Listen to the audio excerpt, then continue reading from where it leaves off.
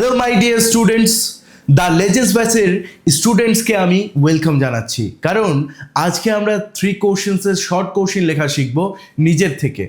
তোমরা যদি এই পুরো ক্লাসটি করে নাও তাহলে তোমরা কি করে অ্যান্সার করতে হয় সব শিখতে পারবে। আমি তোমাদেরকে বলছি, একটা দুটো কোশ্চেনে ভয় পেয়ে যাও না।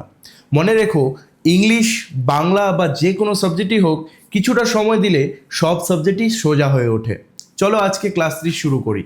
3 কোশ্চেন্সটি প্রথমে আমি চুজ করলাম কারণ এখানে আমি গত বছরের এইচএসের কোশ্চেনগুলো তোমাদেরকে দেখাতে পারবো, যেগুলো তুমি বুঝতে পারবে যে শর্ট কোশ্চেন কীরকম আসতে পারে। তো এখানে প্রথম কোশ্চেন হচ্ছে, জার কোথায় ঘুমিয়েছিল। তোমরা যারা গল্পটি পড়েছো তোমরা জানো, সেই উন্ডেড মানুষ মানে সেই আহত মানুষটিকে যখন তারা নার্সিং করলো, নার্সিং করার পরে সেই কুঁড়ে ঘরে নিয়ে গেল, কুঁড়ে ঘরে নিয়ে যাওয়ার পর তাকে শুইয়ে দিল এবং রাজা খুবই ক্লান্ত ছিল, রাজা সেখানেই ঘুমিয়ে পড়ল। তবে সেই সন্ন্যাসীর কুঁড়ে ঘরে রাজা ঘুমিয়ে পড়ল। আচ্ছা, কে ঘুমিয়ে পড়ল? রাজা ঘুমিয়ে পড়ল। তুমি যখন কোনো কোশ্চেনকে জিজ্ঞেস করবে কে দিয়ে বা কারা দিয়ে, যেটা অ্যান্সার বেরিয়ে আসবে সেটাই হলো সাবজেক্ট। সাবজেক্টকে প্রথমে লিখবে। সাবজেক্টকে কি সবার প্রথমে লিখবে অ্যান্সারে, দ্য জার। এবার কাজটাকে লিখবে। এখানে যেহেতু ডিড দিয়ে কোশ্চেন আছে, কাজটাকে লিখবে। ঠিক আছে, কাজ আছে এখানে ফল অ্যাসলিপ। ফল অ্যাসলিপ মানে কি? ঘুমিয়ে পড়া। রাজা তো কোনো কাজ নয়, ঘুমিয়ে পড়া একটি কাজ, তাহলে সেটা লিখবে। কাজটা কিসে আছে? অতীতে আছে। মানে কি, এটা গল্পটা কি বর্তমানের নাকি অতীতের? অবশ্যই অতীতের। তো অতীতে মেন ভার্বের সেকেন্ড ফর্ম লিখতে হয়। যেমন কি, রানটা মানে দৌড়ানো, রান। রান মানে দৌড়ানো, সবাই জানো। র্যান মানে কি? র্যান মানে দৌড়েছিল। ডু মানে কি? ডু মানে কাজ করা। ডিড মানে কি? ডিড মানে করেছিল। সেরকম ফল মানে ঘুমিয়ে পড়া, ফেল স্লিপ মানে হচ্ছে ঘুমিয়ে পড়েছিল। আচ্ছা, ফেল কেন লিখলাম? কারণ এটা অতীতের ঘটনা, তাই না? তো তার জন্য আমি এখানে সেকেন্ড ফর্মটি লিখলাম। আচ্ছা, এবার কোথায় ঘুমিয়ে পড়েছিল? তোমরা সবাই জানো যে সেই কুঁড়ে ঘরের মধ্যে। মধ্যের ইংলিশ কি? In the heart. হার্ট বলেছে তো, হ্যাঁ, পড়াতে হার্ট বলেছে কুঁড়ে ঘরকে। তো ইন দ্য হার্ট কার ছিল? Of the hermit. অফ মানে কি? এর। কার? হারমিটের। হারমিট মানে কি? সন্ন্যাসী। তাহলে ইন বসলো কেন? মধ্যে বোঝাতে। অফ কেন বোঝা হলো? সেই হারমিটের, তাই না? যারা যারা প্রিপোজিশনে ক্লাস করেছো তাদের কাছে একদম ইজি। তাহলে আমরা কোশ্চিন থেকে অর্ধেক অ্যান্সার পেয়ে গেলাম।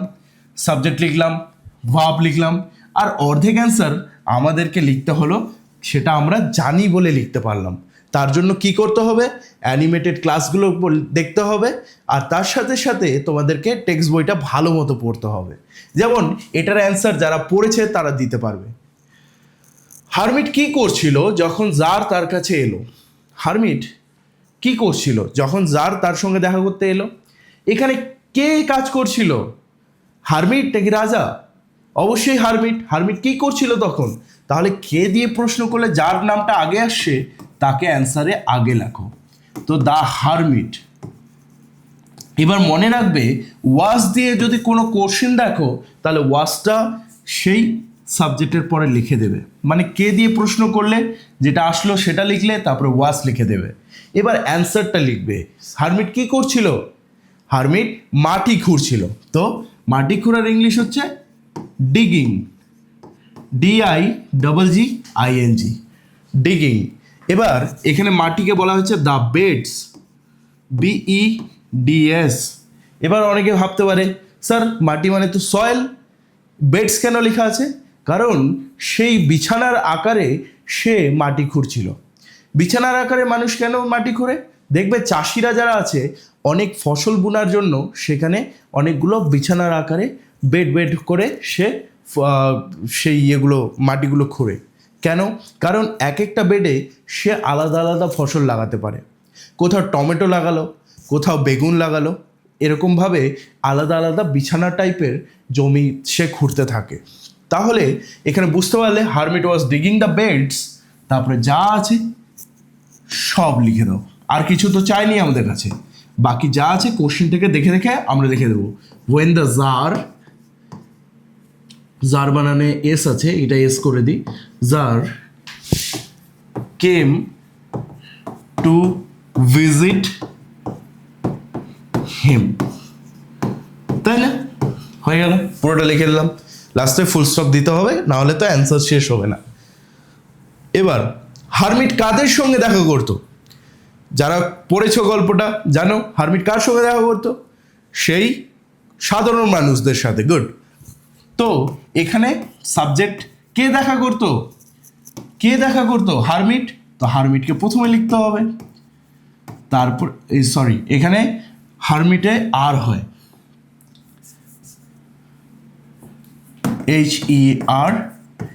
HERMIT। হারমিট মানে কি?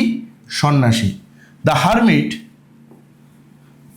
এবার রিসিভের সেকেন্ড ফর্ম বসবে। কেন স্যার, আপনি তো একটু আগে ওয়াজ বললেন, ওয়াজ থাকলে ওয়াজ বসে, এখানে ওয়াজ নেই, তার জন্য এখানে কি হবে?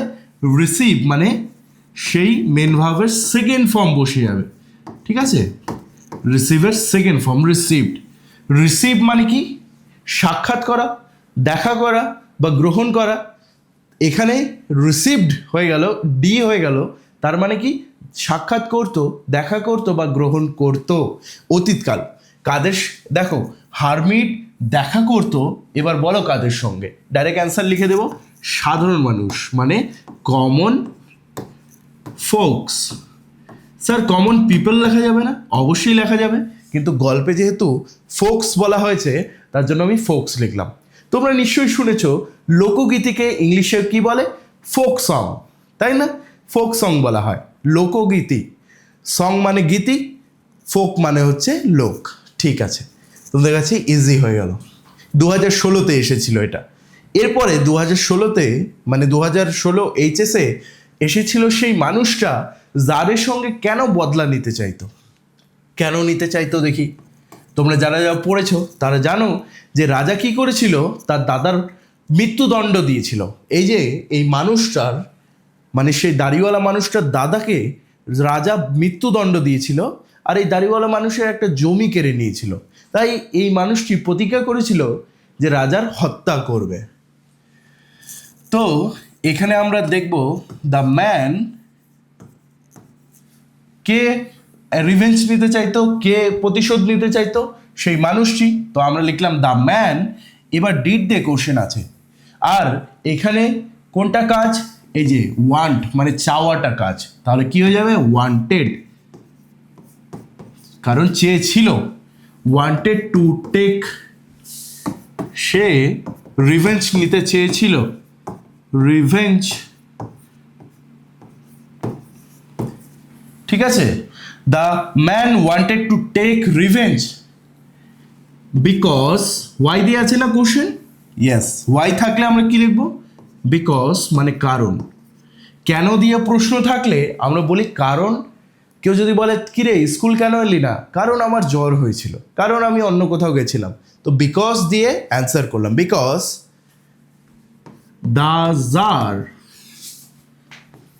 জার মানে তো রাজা, the jar had executed. Executed মানে কি বলতো? এক্সিকিউটেড মানে মেরে ফেলা বা মৃত্যুদণ্ড দেওয়া। এক্সিকিউটেড হিজ ব্রাদার, তার ভাইকে মেরে দিয়েছিল বা মৃত্যুদণ্ড দিয়েছিল, অ্যান্ড তার জমি কবজা করে নিয়েছিল। জমি কবজার ইংলিশ হচ্ছে সিজ। সিজড, সিজড বানানটা SEIZED। সিজড হিজ প্রপার্টি, সম্পত্তি। বাস কমপ্লিট। তাহলে বুঝতে পারলে এভাবে আমরা অ্যান্সার করতে পারি। 2016-তে এটাও এসেছিল। এবার যাদের যাদের একটু কঠিন মনে হচ্ছে, তোমরা বিশ্বাস করো, তোমরা যদি প্রতিদিন এভাবে ক্লাস করো আমার সাথে, যবে যবে ক্লাসগুলি আসবে তোমাদের কাছে ইজি হয়ে যাবে। শুধু একটু ধৈর্য ধরো আর প্রতিদিন ক্লাস করবে। 2017-তে কি এসেছিল দেখি। Where did the hermit in 3 question live? Hermit সেই সন্ন্যাসীটি 3 কোশ্চেন সেই গল্পে কোথায় বসবাস করত?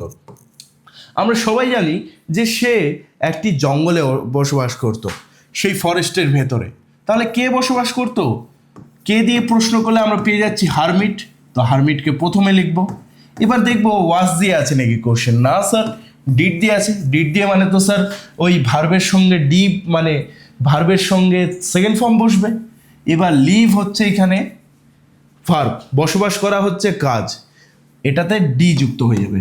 লিভড মানে বসবাস করতো, lived in the Woods, live in the Woods. Woods মানে হচ্ছে জঙ্গল, যেহেতু বইয়ে উডস আছে, যেহেতু বইয়ের মধ্যে উডস আছে তার জন্য আমি উডস লিখলাম, আর কিছুই না। ঠিক আছে, আমি স্ক্রিনের বাইরে থাকার চেষ্টা করছি যাতে তোমরা ক্লাসটি ভালো মতো দেখতে পারো। 2017-তে ওটা এসেছিল। এবার আরেকটি কোশ্চেনে আসি আমি, which part of the body of the bearded man was injured in the story 3 question. কোন পার্টটি আহত হয়েছিল সেই বিয়ার্ডেড ম্যান মানে দাড়িওয়ালা মানুষটার? তাহলে কার এখানে বডি পার্টটি হয়েছিল, আহত হয়েছিল? সেই বিয়ার্ডেড মানুষটার। তো তোমরা এইভাবে লিখতে পারো, যেহেতু এখানে বিয়ার্ডেড মানুষের কথা বলা হয়েছে, the bearded man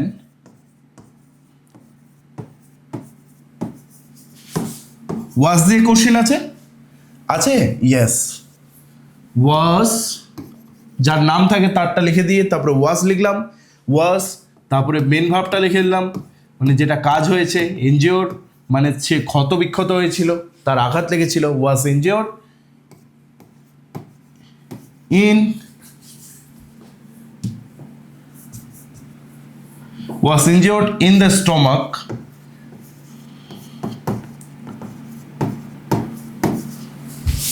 of his body, সে তার পেটে আঘাত পেয়েছিল। তারপরে যা আছে সেটা লিখে দিতে পারো ইন দ্য স্টোরি 3 কোশ্চেন্স, যেটা আছে সেটা লিখে দেওয়া ভালো, তাহলে নাম্বারটা ঠিকই উঠবে। তো যেটা আছে সেটা লিখে দেবো ইন দ্য স্টোরি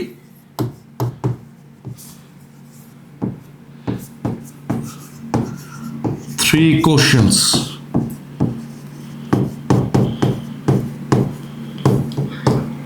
শেষ হয়ে গেল, কমপ্লিট করে দিলাম। ওকে, তোমরা নিশ্চয়ই বুঝতে পারছো।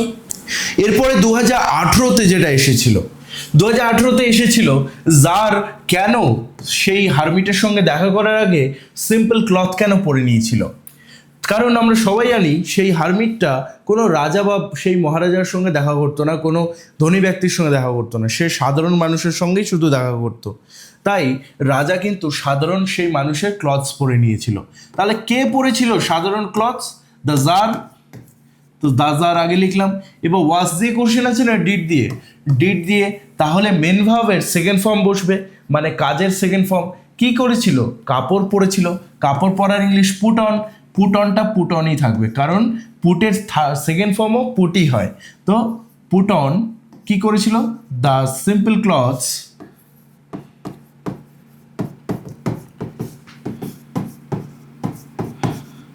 তারপর পুরোটাই লিখে দেবো বিফোর, বাংলাতে বুঝিয়ে দিচ্ছি যে কেন পুরোটা আগে লিখলাম। দাঁড়াও আগে লিখে নিই। Before meeting the hermit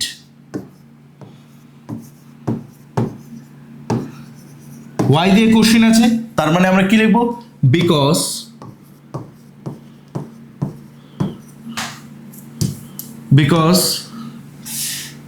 the hermit, ওই একই কোশ্চেনের অ্যান্সার লিখে দিতে হবে। এর আগে করেছিলাম আমরা দ্য হারমিট রিসিভড, করেছিলাম একটু আগেই করলাম। রিসিভ মানে গ্রহণ করা, receive none but common folks, run but common folks, folks মানে হচ্ছে এখানে মানুষ। আচ্ছা, আমরা পুরোটা লিখলাম কেন প্রথমে কোশ্চেনের, সেটা আমি বুঝিয়ে দিচ্ছি। The tsar put on simple clothes before meeting the hermit, এটার মানে হচ্ছে জার সাধারণ কাপড় পরে নিল হারমিটের সঙ্গে দেখা করার আগে। কারণ তাহলে এই যে পুরোটা আমি বললাম, এটা পুরোটা বললে কি হচ্ছে, আমরা একটা স্পষ্টতা পাচ্ছি। তো ইংলিশেও তাই, ইংলিশে একটা ভাষা জাস্ট। তো তুমি পুরোটা বললে জার সেই সন্ন্যাসীর সঙ্গে দেখা করার আগে সাধারণ কাপড় পরলো, কারণ সন্ন্যাসী সাধারণ মানুষ ছাড়া কারোর সঙ্গে দেখা করে না। তাই জার নিজের সেই দামি দামি কাপড় খুলে রেখে সাধারণ কাপড় পরলেন। 2018 কোশ্চেন ছিল। এবার আজকের জন্য লাস্ট কোশ্চেনটি দেখি আমরা। How did the tsar meet the hermit? কি করে সেই জার হারমিটের সঙ্গে দেখা করলো? কি করে দেখা করলো? অবশ্যই সেই সিম্পল ক্লোথ পরে, কিন্তু আরও দুটা কাজ করেছিল। সে কি? ঘোড়া করে গিয়েছিল, ঘোড়াটা সে ছেড়ে দিয়েছিল, আর সঙ্গে তার বডিগার্ড গিয়েছিল, বডিগার্ডগুলোকেও রেখে দিয়েছিল। তো সেগুলোও লিখতে হবে। তো এটা 2018-তে এসেছিল। আবার লিখবো আমরা, the tsar put on simple clothes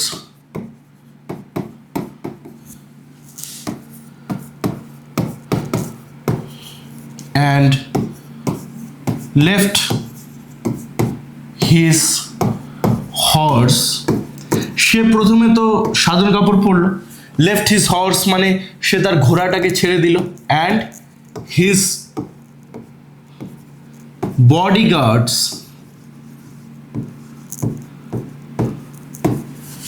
behind মানে পেছনে রেখে দেওয়া, মানে সে জঙ্গলের মধ্যেই ছেড়ে দিল তাদেরকে। ঠিক আছে? তো জার পুট অন সিম্পল ক্লোথ, সে সাধারণ কাপড় পরলো। লেফট হিজ হর্স, সে তার ঘোড়াকে ছেড়ে দিল। সে বডিগার্ডগুলোকেও পিছনে রেখে দিল। His bodyguards behind before meeting the hermit, সেই সন্ন্যাসীর সঙ্গে দেখা করার আগে। বুঝতে পারলে? তবে এভাবে আমরা অ্যান্সার করি। প্রথমে আমরা কি লিখি? আমরা জিজ্ঞেস করি কে করেছিল? জার করেছিল। How did the tsar meet the hermit? Tsar কি করে হারমিটের সঙ্গে দেখা করলো? কে দেখা করলো? জার দেখা করলো। জারকে প্রথমে লিখবো। ডিড দিয়ে কোশ্চেন থাকলে ভার্বটাকে খুঁজবো। ভার্ব কি ছিল? মেট ছিল। ঠিক আছে, মিট ছিল। কিন্তু যেহেতু এখানে আমরা করছি কি ডাইরেক্ট অ্যান্সারটা লিখছি, তো আমরা এখানে পুট অন, পুটটাকে লিখেছি, এটা সেকেন্ডে লিখেছি। ঠিক আছে, সেকেন্ড ফর্মে। এরকমই আরও অনেক ক্লাস নিয়ে আসবো আমি তোমাদেরকে, এভাবে ছোট্ট ছোট্ট ডিটেলস দিয়ে আমি বোঝাবো। শোনো, যদি তুমি অ্যান্সারগুলো না জানলে সেটাকে ইংলিশে তুমি লিখতে পারবে না। সাপোজ আমি যদি তোমাকে জিজ্ঞেস করি যে পলাশী যুদ্ধ কবে হয়েছিল, তুমি যদি সালটাই না জানো, তাহলে তুমি সেটার অ্যান্সার লিখতে পারবে? যতই তুমি ইংলিশে লেখা শেখো, তাহলে সেটাও পারবে না। তোমাকে ডিটেলসগুলো জানতে হবে। ইংলিশে লেখা শেখানোটা আমি শিখিয়ে দেবো। তো আবারও এরকম আমি ভিডিও নিয়ে আসবো, আবার নতুন ক্লাসে দেখা হবে। See you soon guys.